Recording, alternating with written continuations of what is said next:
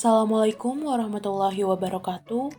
Halo semuanya, perkenalkan nama saya Zaskia Maharani dengan NIM 17066240055. Saya dari program studi S1 Akuntansi kelas B angkatan 2024. Pada kesempatan kali ini, saya akan menyampaikan materi mengenai pentingnya perlindungan data pribadi konsumen, terutama dalam hal transaksi pembelian online. Seperti yang kita ketahui, bahwa saat ini transaksi pembelian online merupakan transaksi yang sedang marak dilakukan karena memberikan kita banyak sekali kemudahan, terutama dalam hal menghemat waktu. Nah, namun ternyata dalam transaksi pembelian online ini seringkali terjadi kebocoran data pribadi konsumen. Lalu, apa itu data pribadi konsumen? Nah, data pribadi konsumen ini pada dasarnya adalah data atau informasi perseorangan tertentu yang disimpan, dirawat, serta dilindungi kerahasiaannya karena sebenarnya bersifat private dan unik. Lalu, apa aja sih yang termasuk data pribadi konsumen? Yang pertama itu ada nama lengkap, alamat rumah, alamat email, nomor telepon, kartu kredit, nomor rekening, nomor KTP, dan juga geolocation. Terus, kenapa sih data pribadi konsumen itu penting dan berharga? Karena tanpa kita sadari, data ini sebenarnya memiliki nilai, dan nilai itu sangat penting bagi konsumen. Terkadang, data pribadi konsumen ini bisa disalahgunakan untuk keuntungan pribadi para oknum, yang mana keuntungan ini mungkin bertentangan dengan prinsip konsumen tersebut. Terus, apa sih dampak dari kebocoran data? Nah, yang pertama itu ada pembobolan rekening bank. Yang paling menjadi target utama dari pembobolan data ini adalah uang. Rekening bank adalah contoh nyatanya. Terus yang kedua itu ada pencurian akun media sosial. Peretas dapat memanfaatkan data pribadi konsumen untuk berbuat jahat, seperti penipuan di media sosial.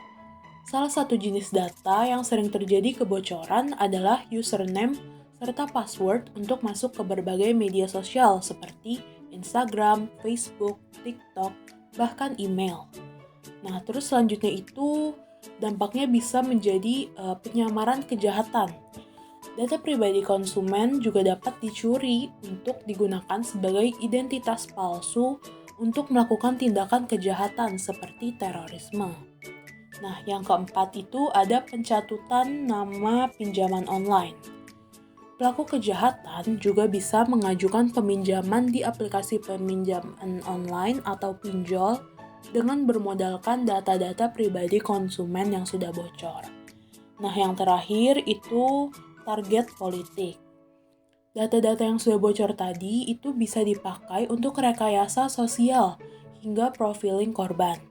Salah satu pengaplikasiannya adalah pemetaan dan pengarahan preferensi dukungan politik. Nah, di Indonesia sendiri terdapat regulasi mengenai perlindungan data pribadi konsumen. Regulasi perlindungan data pribadi konsumen diatur dalam Undang-Undang Nomor 27 Tahun 2022 tentang perlindungan data pribadi. Regulasi ini memberikan hak kepada pemilik data untuk mengetahui bagaimana data mereka digunakan, siapa yang menggunakannya, dan juga dapat meminta penghapusan data jika diperlukan. Terus, gimana sih caranya melindungi data pribadi konsumen? Nah, yang pertama itu bisa dengan gunakan kata sandi yang kuat dan unik. Kombinasikan huruf besar, huruf kecil, angka, dan juga simbol dalam membuat kata sandi untuk media sosial ataupun akun lainnya.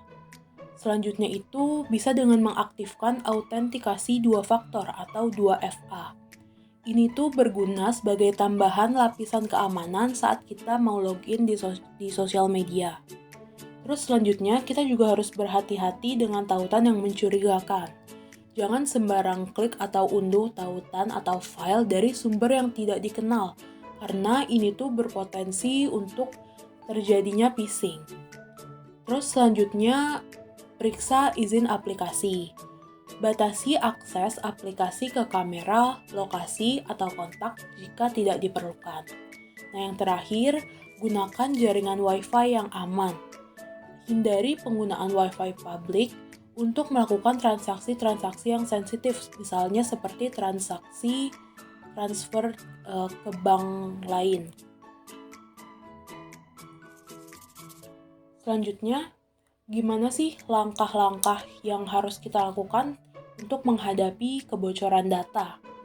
Nah, yang pertama, beritahu orang-orang terdekat atau kontak Anda tentang kasus ini, agar mereka dapat menghindari kemungkinan penipuan menggunakan identitas Anda dan juga dapat membantu untuk melapor ke pihak berwenang.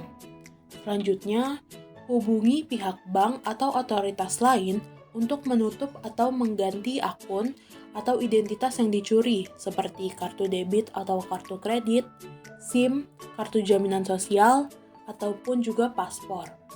Nah, selanjutnya laporkan hal ini kepada pihak berwenang atau penegak hukum. Lalu, jika identitas yang dicuri dipakai pada platform media sosial, laporkan ke media sosial itu agar bisa ditindaklanjuti. Nah, yang terakhir bisa dilakukan itu mengganti semua kata sandi akun yang terkait. Yang terakhir ada kesimpulan. Jadi, data pribadi konsumen adalah aset penting yang harus dijaga. Nah, kebocoran atau penyalahgunaan data ini dapat berdampak serius pada privasi, keamanan, dan juga keuangan seseorang. Perlindungan data pribadi konsumen ini merupakan tanggung jawab bersama antara konsumen, perusahaan, dan juga pemerintah. Sebagai konsumen juga, mereka memiliki hak untuk melindungi dan mengontrol data pribadi mereka. Hak ini termasuk tentang mengetahui bagaimana data mereka digunakan, memperbaiki kesalahan, dan juga menolak penggunaan data yang tidak diinginkan. Sebagai konsumen pula, harus lebih proaktif dalam melindungi data mereka. Sementara, perusahaan juga harus transparan dan bertanggung jawab atas pengelolaan data konsumen. Nah, dengan memahami resiko dan langkah perlindungan tadi, diharapkan kita dapat menciptakan lingkungan digital yang lebih aman dan terpercaya. Sekian yang dapat saya sampaikan, semoga dapat bermanfaat untuk rekan-rekan semua. Terima kasih atas perhatiannya. Wassalamualaikum warahmatullahi wabarakatuh.